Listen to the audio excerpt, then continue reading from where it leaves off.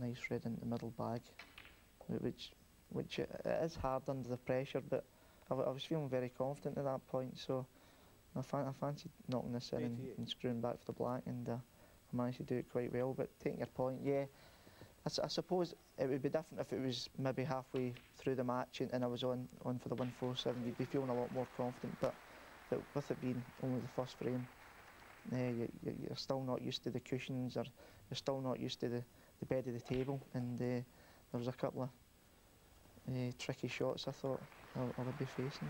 Because it is a different table. It's your first time on it in a competitive situation. Yeah. I don't think we should overlook that the whole business of doing this in the first frame of your first match puts the whole thing onto a totally different level. Oh yeah, I mean it's unbelievable break to actually do when you're first going visit to the table. But I played a bad shot there.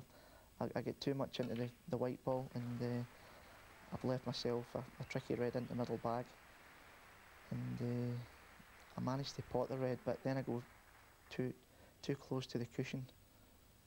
I'm just trying to dig into this a little bit more than what I actually do. I don't catch it well enough, and my white's over near the side cushion. Plus it was straight, so all I've really tried to do here is if I screw it off,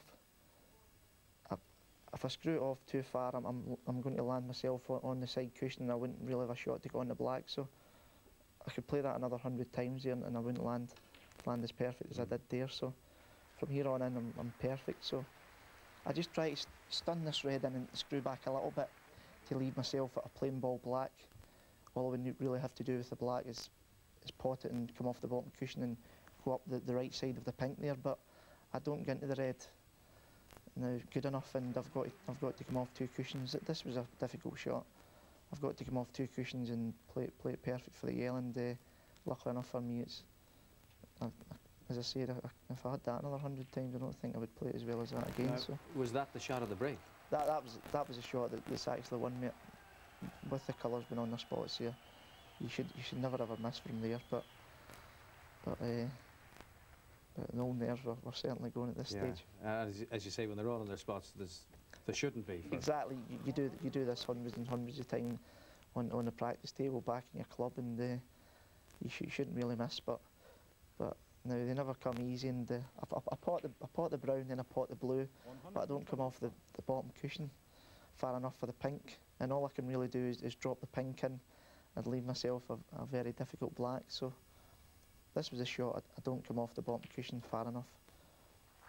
I suppose if you're going to claim £27,500 and a share at least of the 3,000 for the top break in the tournament, you've got to give yourself something difficult to do.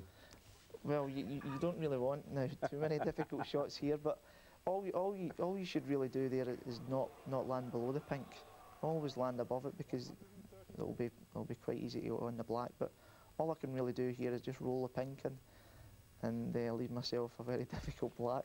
I actually didn't fancy potting this, being honest. I was exactly. I was down on it, and I was going to hit it hard, and I was going to hit it slow, and I was thinking to myself, what if you get a kick on the black? But I managed to get down on it and just say, look, just try and pot it as if you were maybe holding for a red at the pack, and luckily for me, I've hit it quite nice. That's such a perfect end. Yeah, the perfect break. It was great. And the first time in the history, 23-year history of the Benson Irish Masters, that any snooker player has ever completed a 147. Yeah. I think you deserve to feel pretty pleased with yourself. Yeah, absolutely delighted. Brilliant. Well done, John. Thank you. Thanks.